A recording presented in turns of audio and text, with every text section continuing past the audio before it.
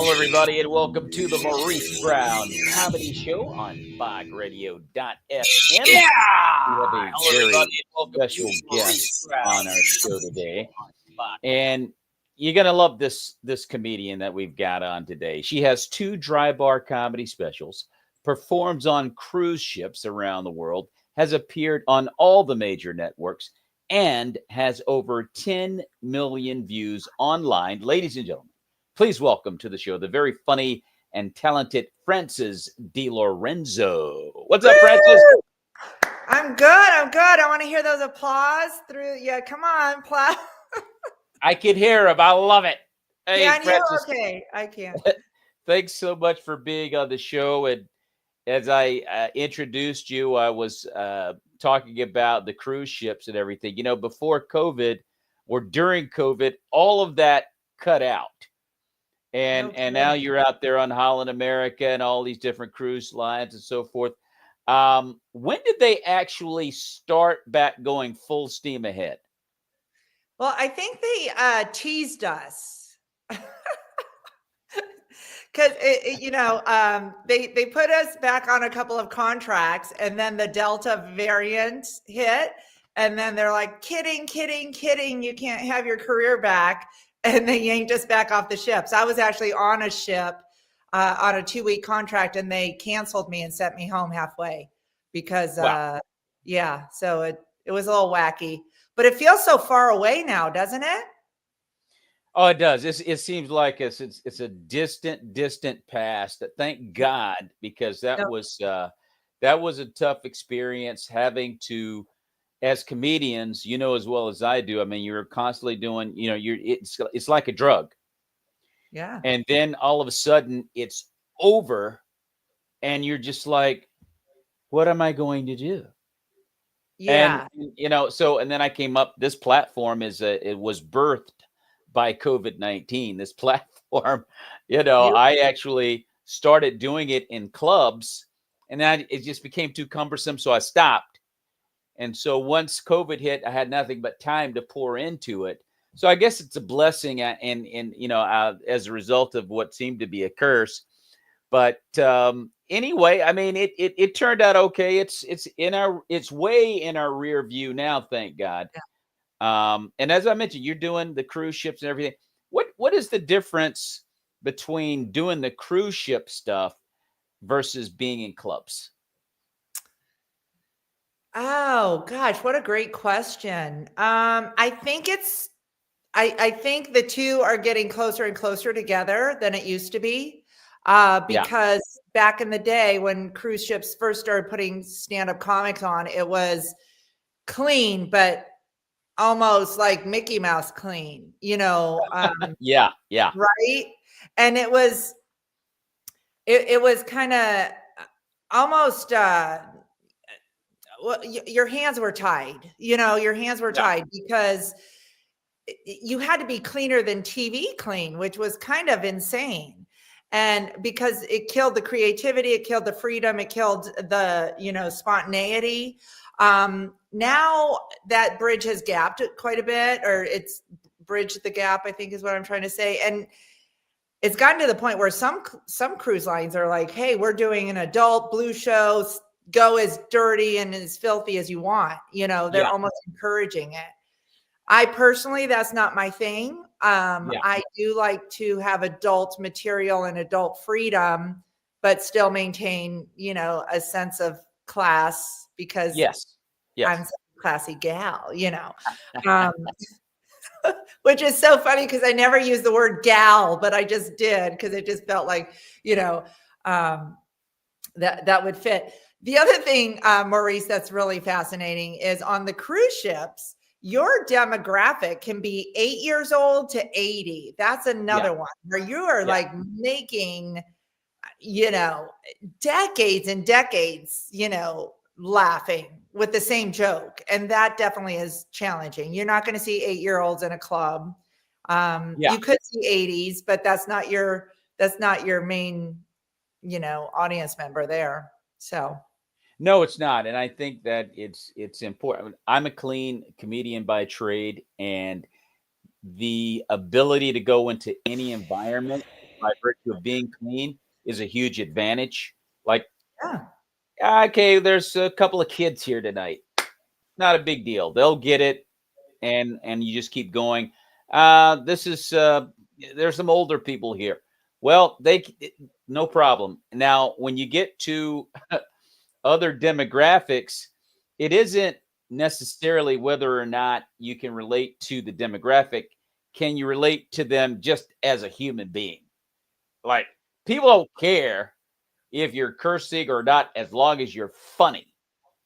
And True. so I've been in many environments like that where I may have been the only clean comedian up there. But long story short, getting back to the cruise ships, I've often wanted to try that because I've got a lot of friends that do cruise ships. It's just that I guess you just, away from home for long periods of time. Yeah. Well, that I think you're in charge of yourself. I have pretty strict parameters. Okay. Nobody can force you to take a month-long contract. At the same time, if they offer you the work and you don't take it, then you don't have the work. So, for me, I've been very fortunate that I've had agents and cruise lines that will work with my guidelines. I personally won't go anything longer than 2 weeks. And Okay. I don't even prefer that. I prefer 1 week to 10 days. And, in the beginning that started out as a rule because I had small kids. Now my sons are 21 and 22. And I'm like, oh, I can't use that so much anymore. Right. I got to drive them to carpool. I got to make their lunch. I have to be back home. So, Yeah. that makes me look a little, it makes me a little look, they're going to miss me. You know what I mean? Yes. Yes. So, Now, recently, I don't know how long ago you did a dry bar comedy special, yeah. and which is where I discovered you, and it's a very funny special. A lot of comics, they once they and I'd love to hear your response to this, but a lot of comedians feel like once you get let's say a special like a dry bar, does it kind of like take your career to another level as far as attention, bookings, and that kind of thing? Yes, Maurice. I am so big right now that I shouldn't even be doing your show, but Right. uh, oh my gosh, I am on fire. Anyways, no, there's definitely a plus. Being a dry bar is a beautiful monster, and I'm glad to be part of it. So I was very lucky. I was brought into dry bar in their second season when they were considered small but big. They were had 2 million followers, and I'm like, wow, 2 million followers. Now they're like to 8 or 9 or 10. I don't know how many. They're tremendous, They're and tremendous. They're tremendous now. Yeah. yes, they are, and it's great. So I was very honored and lucky to bring back or to be brought back and do a second special. So yes, I did get contacted by different corporate events, and people finding me like you did, and hiring me for their company parties and stuff like that. I call them company parties. They're, either conventions or whatever. I've done a number of them in Vegas and across the country and different clubs and stuff as well. So, am I filthy rich? I have more room for money, if that's what you're asking me. So, Got a little extra space for money. I Yes. did. I like school. I just squeezed it in tight so that I could, make room for Yes. more in case more wants to come my way. Right. So yeah, Well, that's always a good thing. I know that I've had some friends that have done the dry bar, and the views, it went up to a whole other level. So I've heard different, takes on that. But I didn't know if that was your case or not, if you had experienced it. well, I Let's did. I was see. very. I didn't mean to cut you off, but I will take this opportunity to brag just one more time. Is Yes. I did have a number of clips. Like I got one with 5.5 million, another one with 2.5. And I don't. Those are fun. And then I did all those followers spilled over into my social media. They come and find you.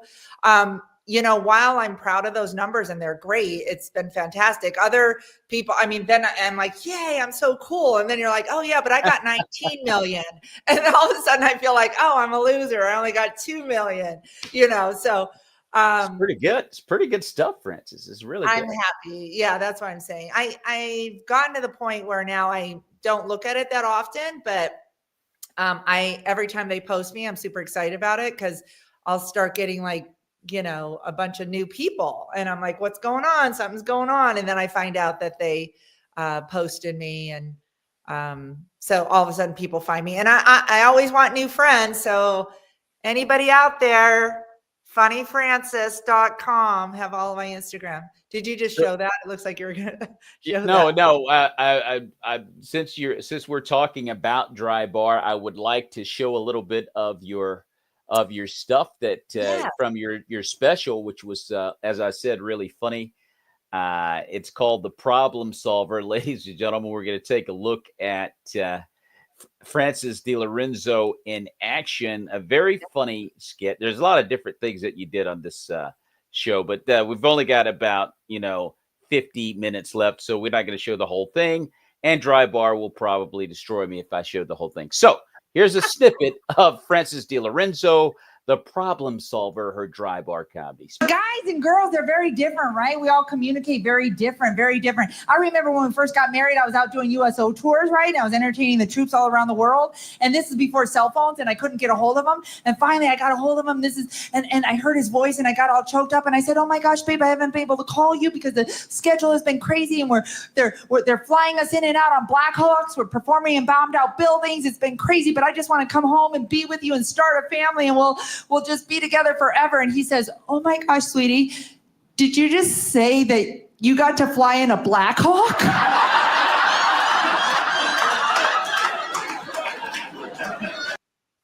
That's a typical guy for you right there, Frances. Well, Maurice, not only that, I didn't know you were going to show that clip. And there's been an update in my life. So that guy that I was referring to as my husband is now no longer my husband. Oh, newsflash. Yeah. Okay. So, yeah. Okay. I updated my status in life. Yeah. There's been some changes, and now I identify as unmarried. So, well, that's what happens, Frances, when you don't pay attention. But yeah, that's what happens when Black Hawks are more important than, your beautiful, babe here. But still very funny, Frances. It is funny. So listen, I'm very grateful to him because I got tons of material from him. So yes, I'm sure you did, because and still do. And you still probably should do. never divorce a comedian. Well, the last thing that he should have done was to divorce a comedian, because everybody's going to hear it now about this guy. Yeah. So that was not smart on his part. Frances, you've probably got so much material it doesn't make any sense. So, but a lot of ladies can relate to that, because guys don't pay attention a lot of times. It's always football or sports or something, whatever, fishing, hunting, sitting in a deer stand, those type of things. Yeah. So, very good joke. And, like I said, that was a very funny Dry Bar comedy special. So folks, if you ever get a chance, go to YouTube and type in Dry Bar comedy, Frances Dilorinzo. It's called The Problem Solver. Very funny special. And right now, as I was talking about that, we were talking about cruise ships earlier. So are you currently or about to do a cruise ship coming up soon? Yes, I leave next Friday again. So I've been home for 3 weeks, and I'm heading back to Miami, and I'll be on the MSC Seascape. So right now I'm doing a bunch of Caribbeans, cruise ships, like through the Caribbean, and then summer is usually Alaska. Now, I was talking about COVID. I want to revisit that real quick because we went into that situation. A lot of us, I actually had turned a corner before COVID. Like I'm like, I think I got this thing nailed. I mean, I was on a roll. Yeah. I just come out of a bunch of shows in Miami, and then all of a sudden, nothing. and it's like, Lord, why did you do this? Why is this happening to me? So I came out with podcasts. Some people came out with better punchlines. I actually got better punchlines, and new jokes. Some people wrote a book. I actually wrote and directed a short film. Actually, I did it last summer, and I got nominated for it in the short film category. Yeah. And so I've just been doing all kinds of other things. What did you, or if you did anything new coming out of COVID, what was that? What did you get out of COVID that took your comedy to another level? Well, I also had set the goal to write a book, and I didn't do that, but I did write a really, really moving review on Yelp. So okay, well that's pretty good. That's at least writing, Frances. it is. Let's Maurice, I know I laughed at my own joke just in case you weren't going to, because I was like, here comes the punchline. Yeah. Now, Frances, since you, well, it's writing, so is that you picked up on that writing Yelp. That's a great tool that you picked up out of COVID. But as I talk about COVID, you think about how comedy, in my mind, comedy has kind of changed a little bit. Like people have gotten sensitive all of a sudden. I think more sensitive coming out of COVID than before we went into it. And it seems like you have to be, it doesn't matter if you're clean. It's very easy to offend people, it seems to me nowadays in stand-up. I have a comedy friend by the name of Donnie Stopa who did a documentary called Comedy versus the Cancel Culture. Oh, wow. And I'm going to play a little snippet of that. I'm going to play the trailer. Yeah. And I'm going to play that, and then I want to come back and just get your views on comedy versus the cancel culture. This is Donnie Stopa's documentary. Let's check it out. Cancel culture. We're talking about censorship in comedy. Do you think that cancel culture exists in comedy? Basically, in a nutshell. Definitely feel like, as bizarre as it sounds, like there's a war on jokes right now. Cancel culture, it's such a misdirected umbrella term.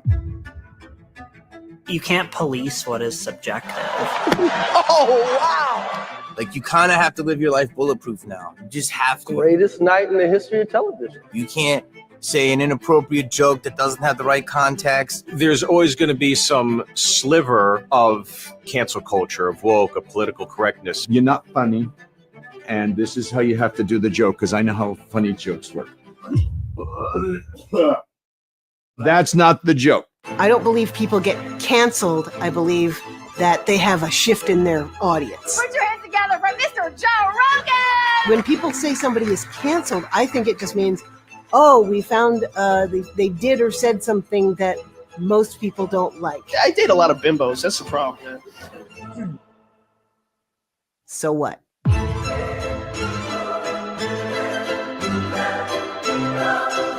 So let's think about that joke in today's culture. Let's think about that joke in today's culture, Frances. What is your view on comedy post COVID-19? Have people in your mind become too sensitive?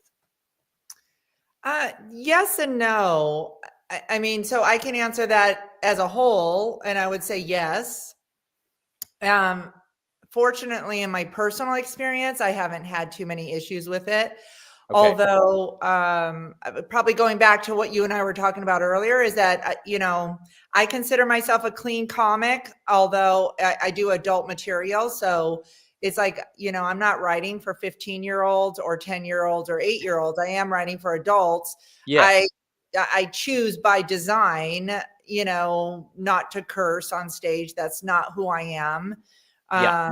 And not that I haven't cursed in life, I sure have, but I usually don't have a microphone in front of my mouth when I'm doing it. And usually not, yes. And I was just writing a joke yesterday. I don't know if it's funny or not. I was talking to somebody and I said, we were looking up Howie Mandel, and he said he has Tourette's syndrome, where he has the cursing the involuntary cursing. And I said, I have it too. The only difference is mine is actually voluntary Tourette's. When I'm pissed at someone. And there it is. Very voluntary. Yeah. So to answer your question, yes, I do see it. I think it's unfortunate, but I also think that society has gotten so extreme that people are just so darn rude to each other. So there's just, I posted a video just this last time I was on the cruise, and I made a joke about the Elon Musk. I'm probably going to get a lot of haters here. Just hear me out. This is a joke. It's not about the Elon Musk email requirements of your bullet points. So I posted a kind of a parody on that, and I bullet pointed what I did in the last week as a comedian on the ship. Yeah. And it was silly. And so many people reacted to that thinking that I was a government employee and that I should be fired. And they were just like, all this reaction on fire. You're fired. You're canceled. I'm like, you guys, you missed the point. I don't work for the government. I don't work for Elon Musk. I'm just kind of making a little, parody joke out of it. Just commentary, lighthearted fun. And I just think in that sense that people can't have the conversation without having to agree. And then the name calling is so disappointing to me. Right. Like, people calling me a bimbo and oh, wow. It's crazy. Yeah. Someone's like, there was another term, somebody. And all I can do, to be honest, is laugh at it because I'm like, you're calling me the bimbo, but you didn't even understand what this was about. You just had no idea what you were talking about. Exactly. They didn't. They just saw Elon and email, and they assumed they knew what they didn't pay attention. So really, who's the bimbo? I mean, if you're going to have an argument and debate, know what the topic is. So I probably went long-winded there. Fortunately on stage, I think a big thing is if an audience member kind of feels safe with you and likes who you are as a human being, they generally are willing to listen to what you have to say. Yeah. If they find, if for some reason they don't connect with you, then you're kind of walking on more dangerous territory, and knock on wood and thank God. I find that people feel comfortable with me because they know that my agenda is to laugh at oneself and laugh at life, because I really believe in this culture. If you can't laugh at life and you take everything so seriously, that's got to be a really, really ugly and painful and boring place to live. Well, I totally agree. And I think it's interesting. It's like, why are you even at a comedy show if you've got this kind of anger? Yeah. It's like, I think you're probably in the wrong place because you want to fight, and we're all here to laugh and have a good time. But I think the method to the madness of a comedian is, I like what you said before about, if they like you, you're given the space to kind of say whatever your truth may be, as long as you don't go too deep with it. You come out, you give a couple of quick jabs, get them laughing, 2 or 3, really safe jokes that's funny. Now they like you. Now you're okay, and you can kind of say something that they may or may not agree with. But also, Frances, I believe and I was talking with comedian P.T. Bratton yesterday about this, and he made a very interesting point. There's a difference between making statements and writing to a punchline. Like, where's the punchline? Because at the end of the day, and I'm certainly not accusing you of this. This is just a general statement. Where people are like, comedians that offend on a regular basis, and they're not good, and they've got a lot to learn. Is that it's got funny? You got to write to the punchline when you're writing. And at the end of the day, if you can get there, nobody really cares if you're on one side of the fence or not. It was funny. Yeah. And I think you bring up a good point too, because so we're looking at from the audience perspective in their mind, as well as the comedian perspective in their mind. And I think what I find sad and somewhat of a tragedy in today's culture is, does either side get the liberty to just be disrespectful and rude to other people? That I'm not a fan of. Never. So just because you have the microphone doesn't mean that you should insult and say and degrade and diminish. You can joke, but with it always, for me, it always boils down to what's the intention. And sometimes the intention is a vibe or a feeling you get, not necessarily the words. So if someone's intending to just embarrass the heck out of somebody, but in an evil way, if your intent is evil, then nothing's funny anymore. If your intent is to kind of, okay, you know, I'm saying to you something that I would laugh at myself about. I was just doing a show the other day, and there was a good looking guy in the front row with his date. And it turns out they'd been dating 10 years, but they weren't married. So of course I was teasing about, you know, why aren't you married? When are you gonna, you know, you know, the big question. And, you know, there's no rules. I don't personally care if they get married or not, but that's kind of the extreme of situations. So of course I kind of went there, and everybody was dying, but he started cringing a little bit. And so I'm like, dude, you know, just don't, this is not therapy. It's not counseling. We're doing comedy right now. Just laugh it off. This is your choice. So embrace it and laugh with it. Cause I'm not saying you're a loser and you're, you know, and, you know, I was teasing, but in a way that wasn't insulting. It's, you know, come on, what's behind it. And I find that's, the strength of someone's character is the ability to laugh at oneself. So, hey, I've had things happen in my life that I didn't expect, and some of them were good and bad, and I was able to laugh at my personal life experience. Now, going back to the fact that I went through a divorce, I do bring a lot of that to the stage, because I know that part of healing is being able to laugh at your life circumstance again. Otherwise, you'll remain in the pain. And I also realize that some people can't do that for themselves.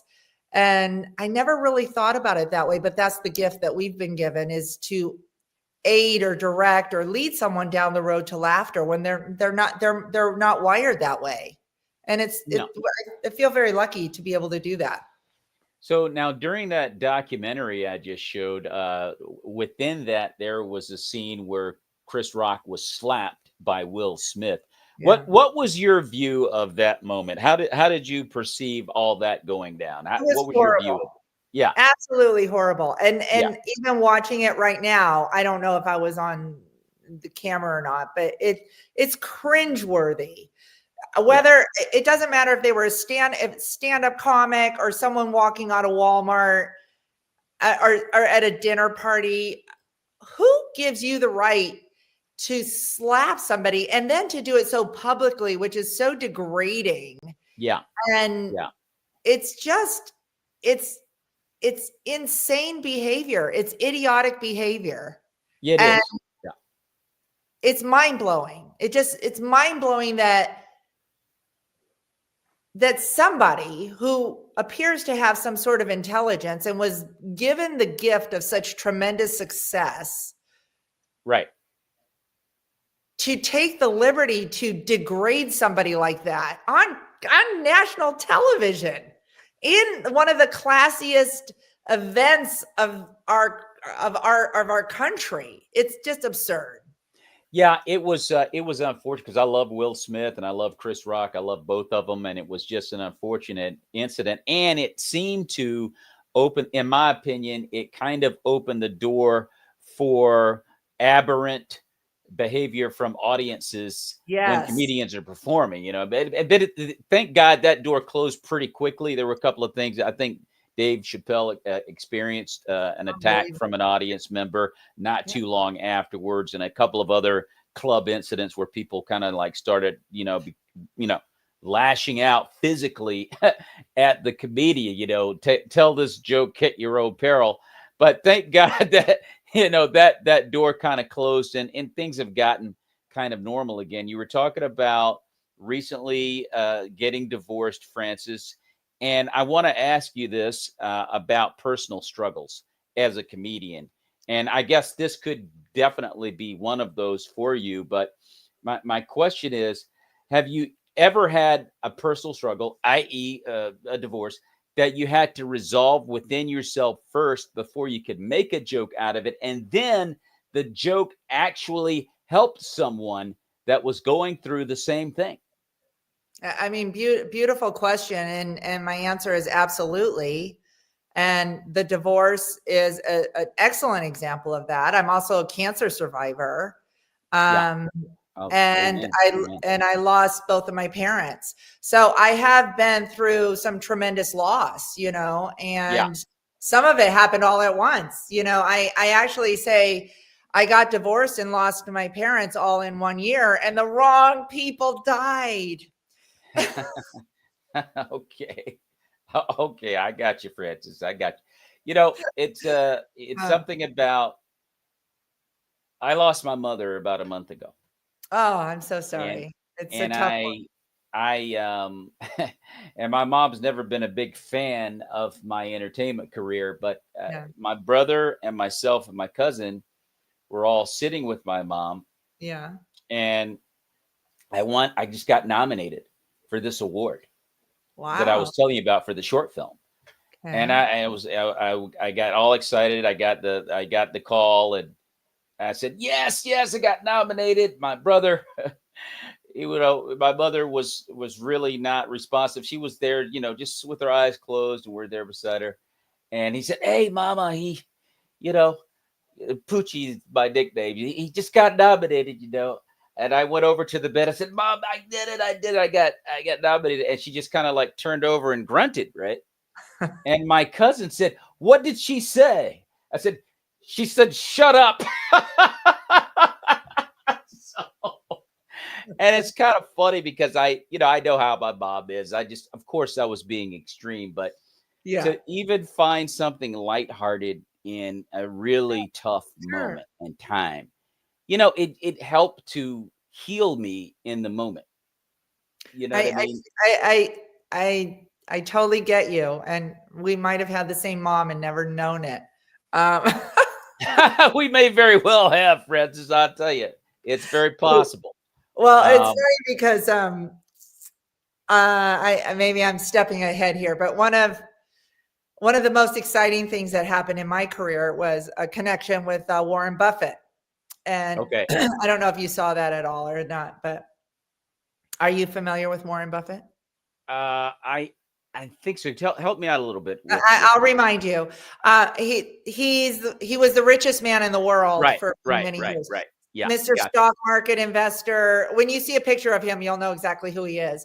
Yes. Anyways, very, very influential man. And he had been following me on YouTube and all that kind of stuff. Anyways, I got hired for an event. We became, and I never thought I'd meet him. I ended up meeting him. And not only did I meet him, we became fast friends. Oh, wow. So for 10 years, we've been very good friends. And I'm hanging in the billionaire's bullseye. It's bizarre. Really good. And that's really good. But listen, I'm the poorest, most unsuccessful and unknown person in that bullseye, but I'm standing there. I don't care. I was invited, But the point is, I would go, kind of name drop with my mom and Mom, oh my God, I met Warren Buffett. And I'm going on this trip and Warren Buffett's going to be there and we're going to meet him. We're going to do this trip. And she's like, oh, that's very nice. Did you know that the cantaloupe, it's on sale this week in Ralph's? Yes. It's like, yes. Okay. Yeah. Thanks, Mom. Yay. That's a perfect description of Mama, Frances. So we have the same mom. Yeah. we have. Yeah, the eggs are then on sale. That's a better price at the Vons than the she would always tell me the grocery store prices and ads. And I'm like, thanks, Mom. Yeah. Frances, the price of eggs, they're too much. But Totally. Frances, so I love it. We got the same type of Bob. I want to switch gears and ask you about building material, coming up with new jokes. Do you still do open mics to work on your material? No, that I don't do open mics. Okay. Thankfully, I'll you know what? I don't do open mics. Yeah. For 2 reasons. Because number one, I'm full of myself. And number 2,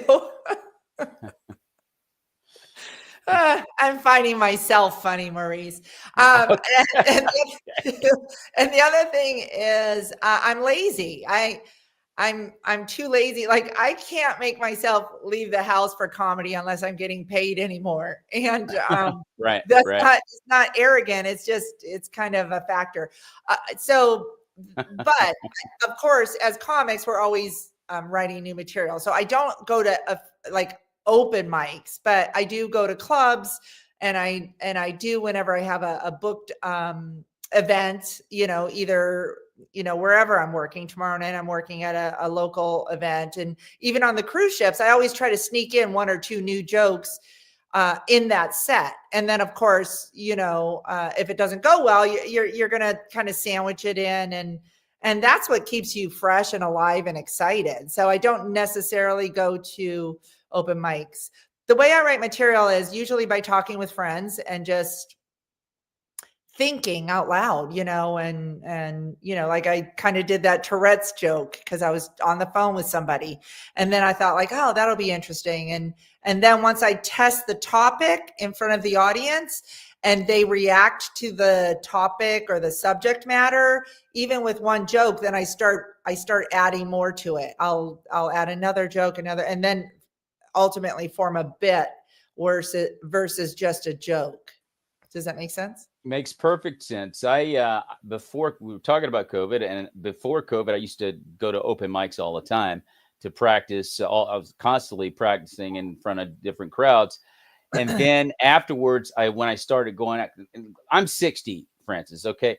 I went out to so I go out to an open mic, and all of a sudden there are comedians everywhere, like 40, 50 comedians at an open mic. I'm like, where did all these comedians come from? Yeah. And I'm thinking to myself, I am too old, Frances, to sit here and watch a bunch of just filthy, unfunny comedians just so I could get 5 minutes to practice. Yeah. And I said, well, I'm done with that. And I'm situated in the Austin area, and by the way, there are a lot of funny comedians in Austin. I didn't realize. I've still never been there. I want to go. Yeah, a lot of. That's a really good comedy town. Matter of fact, Joe Rogan's got a big time comedy club there in Austin. But that being said, I stopped doing the open mics, and I borrowed a method from one of the greatest comedians of all time. You could argue whether or not he is, but he's 1, 2, 3 right there, George Carlin. And George Carlin, the way that he would prepare, he would sit down, write an hour set, look at it, make an adjustment here and there, and he goes, yeah, that's pretty good. And then just go out and kill. And I just thought, wow, let me try that, because he never believed in open mics. George Carlin never did. I'm not against them, but again, if you can come up with the way to be funny, that's the goal. Yeah. And so that was George Carlin's method of preparing, and I've adopted that. I've just kind of like, I do my research here. I talk to people like you do. People say funny things. Remember to write that down. You watch other comedian styles and this and that. You get ideas, and then you just start putting your own set together. Everybody kind of has their own method to that, but I just think that there are so many, Frances, there are so many people out there right now that think they're funny. It's like ridiculous. Like you'll get a kid, 22-year-old, that'll put something on TikTok or YouTube and get 5 million views, 15 million views, whatever. Yeah. Now, well, it's been going on since COVID. The comedy club will hire that person as the headliner. And then so they're getting the headlining jobs, but they're not comedians, Frances. I agree. And then the booker finds out to his own regret they shouldn't have hired them because they're not comedians. Yeah. Yeah, that's changed a little bit. That's an interesting one, isn't it? I haven't witnessed it myself, but I'm aware of it. Being a TikTok superstar is very different than being a stand-up. Oh yeah. But not that I'm defending it, but the club owners are basically looking at they want to sell tickets. So if these guys, that's how they're looking at it. It's a business. So hey, if I were running a business, I can't say I would do it much differently, but I'm also a connoisseur of the craft, and I honor the craft. I find it the most fascinating thing, and it's truly my purpose. I do realize, my first special was The Problem Solver. Yeah. I just now recently, I just kind of realized going through like a difficult season in my own personal life, realizing that my purpose is problems into punchlines. That's really what I do in life. I turn problems into punchlines. When I was battling cancer, the end of my marriage, the loss of my parents, COVID, that's really what I've done my whole life. And, I used to kind of just look at comedy as this arrogant thing, like, oh my God, I'm so cool. I do stand-up comedy. And now I realize that there's a deeper benefit to it. It's really true that laughter heals and is the best medicine. It's so true. It's so valuable. And so that's why good comedy is very important. I mean, I know I'm not being funny here. I'm being sentimental. I just think that it's such a gem, whether you're listening to it, whether you're writing it, whether you're delivering it, or just in the presence of it. It's so healing. So it is. That's why you were saying, like, with these TikTok things, those are fun, and to each their own, and congratulations. But that doesn't mean you can stand on stage and do an hour of material, a 30-second, a 3-minute viral video doesn't mean, and going back to the cruise ships, Maurice, when you were asking me about that, on the cruise ships, you often have to have a minimum of 90 minutes, 2 separate 45-minute shows, totally different material. So whoa. I didn't know if you knew that. So I did not know that. No. You do. So you go in there and you usually do what's called a family-friendly show. So that's your first 45 minutes, and you'll work in one evening if you're working in the theater, and it's 45 minutes of clean material, family friendly for all ages. And then they'll bring you back later in the cruise for a late night adult comedy. And that's 45 minutes of totally different material. So that's 90 minutes right there. Yeah, absolutely. That's a ton of material. I actually did a show again, prior to COVID. I did a 45-minute show in Baltimore, and I never had gone past 20. Okay. And I just took it. I said, I'm going to take a shot at this. Good for you. Just to test myself. I actually did it. My wife had her sit in the front, and so she would just, from joke to joke, just cue cards so I wouldn't get lost. And you know what, Frances, I didn't even have to look at her. I forgot she was there with the cards. I had it, and it all speaks to confidence. And not only that, you don't want to do your jokes like that. You want to be, kind of liberated with, you talk about whatever you want to. I mean, you have your map, of course. Yes. But if I want to do some, crowd work, if I want to add some jokes like right there on the spot to a topic because people think this is really funny, you can get another 2 minutes just on the momentum Yeah. of the jokes. You know what I mean? You know, so there's but not, I did not know that. I had a couple of friends that told me that you would do 45 minutes for the early show, and then the second show you could do that same routine with make it a little bit different, or like you said, maybe a little spicier. But yeah, but no, no, they don't want the same material. Okay. They want different material. And yes, it is spicier. Yeah. And it's from a comics perspective, it's more fun because then you have the freedom. You don't have to say, oh, there's a kid right there. I mean, I've had some crazy stuff happen on ships, like 7-year-olds, or actually there were 6. They're doing cartwheels in the front row.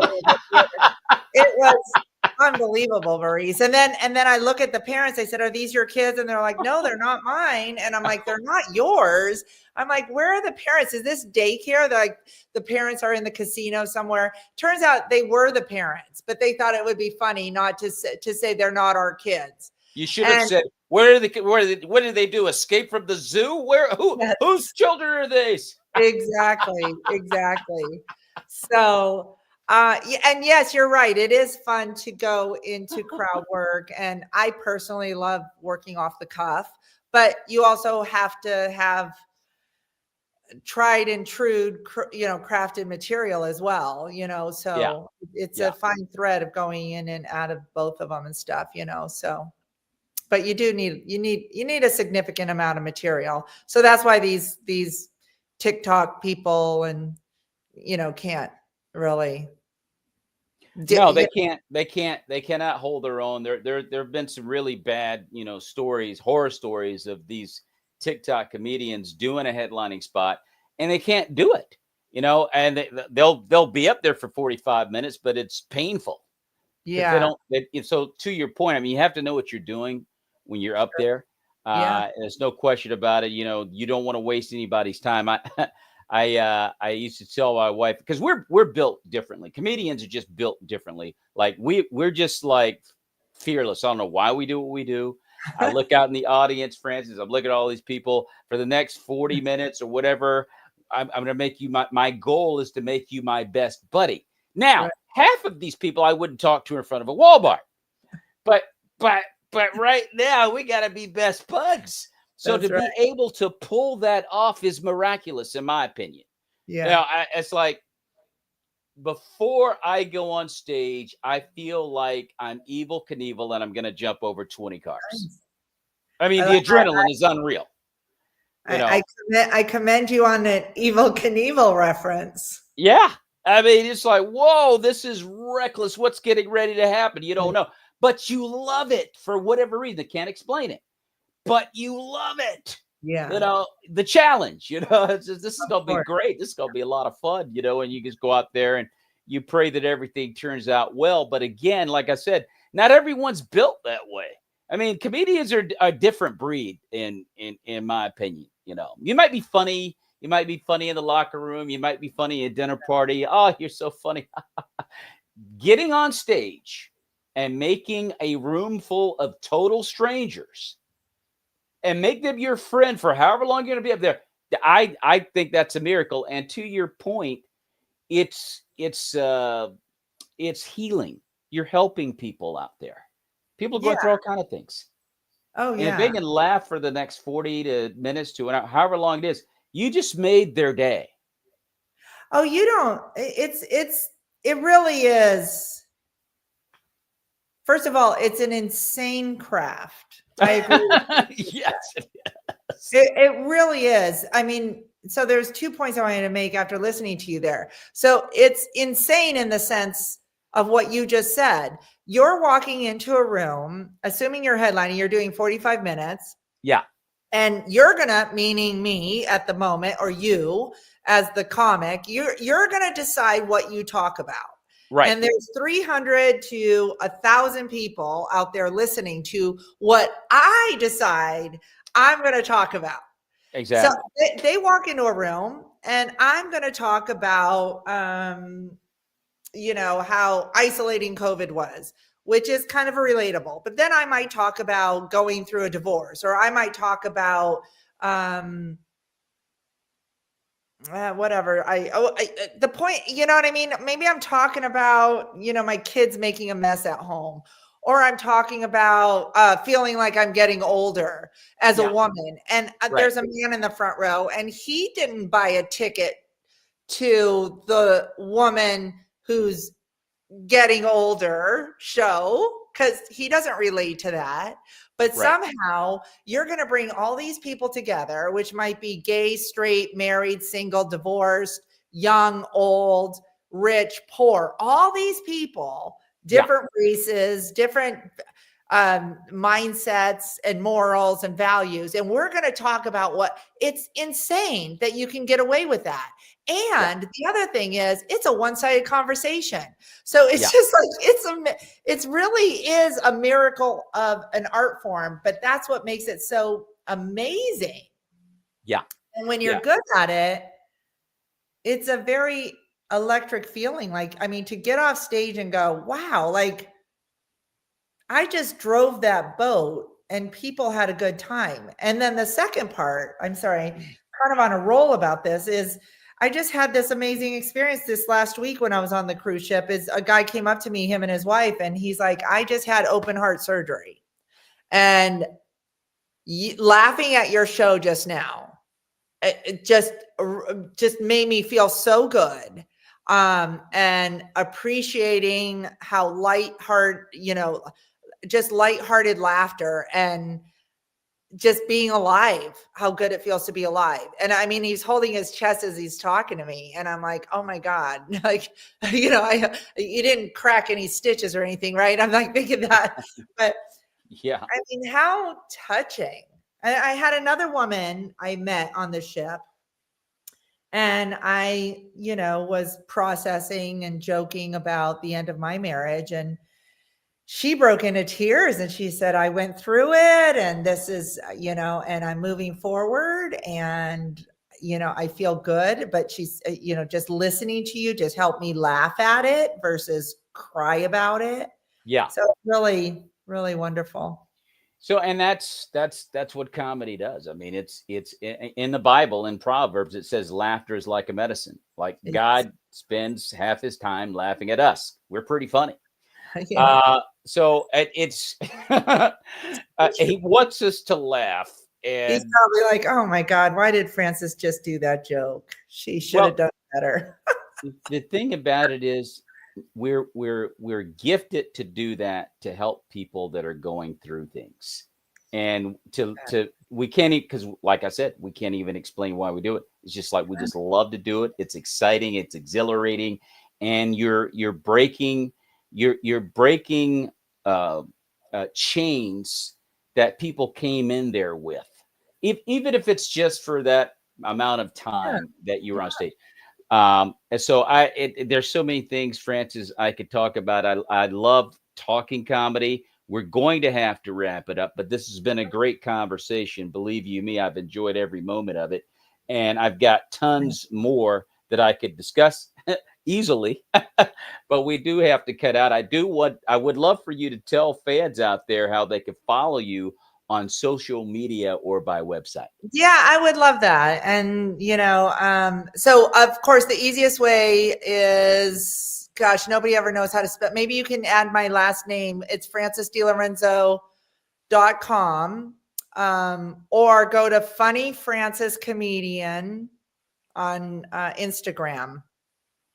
So if you Google Funny Frances, you did it. Perfect. francesdilorinzo.com.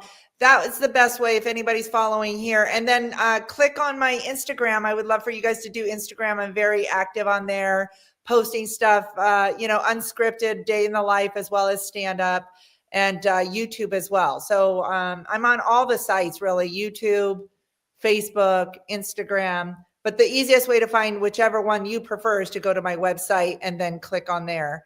Otherwise, just Funny Frances Comedian on Instagram, Frances Dilorinzo, anywhere. Frances Dilorinzo anywhere is where you find me. I love it. I love it. And check out her Dry Bar Comedy special, folks. Just go to YouTube and just type in Dry Bar Comedy, Frances Dilorinzo, and the name of the special is The Problem Solver. Yeah. Very, very funny stuff. If you've enjoyed our conversation, well, like it and share it, by gosh. And Please. subscribe to Yeah, the Maurice Brown absolutely. Comedy Channel. And also, you can listen to this show on Spotify and where all major podcasts are heard, the Maurice Brown Comedy Show. And also, you can go to KCHFTV.org every Sunday night at 9 o'clock Mountain Time. You can see the Maurice Brown Comedy Show there as well. I did a short film that was nominated for the most inspirational category. Recently, I did this film with my wife. That's my beautiful wife right there. It's called The Unknown Kingdom. And May 3rd, I'll find out if I won the award in that category. So we'll see what happens there. Pretty exciting stuff. I'm loving it. And I got another film coming out. I'm going to start shooting in May called Chance. And if I can get this one, the nominated film, in with some investors on board, I'll stretch that one out into an episodic or do a full feature length film. So just going into a different realm here, sticking with stand-up, but I'm getting into writing and directing. So, and once it's all said and done, I'll let you know where you can find that short film, what platform it may be on. But in the meantime, you guys take care of yourself out there. Be blessed. We've been talking with the very funny and talented Frances Dilorinzo on the Maurice Brown Comedy Show. Thanks for hanging out, everybody. Have a blessed day, and may the peace of Christ be with you and your families, everybody. God bless you. Thank you so much. Bye-bye.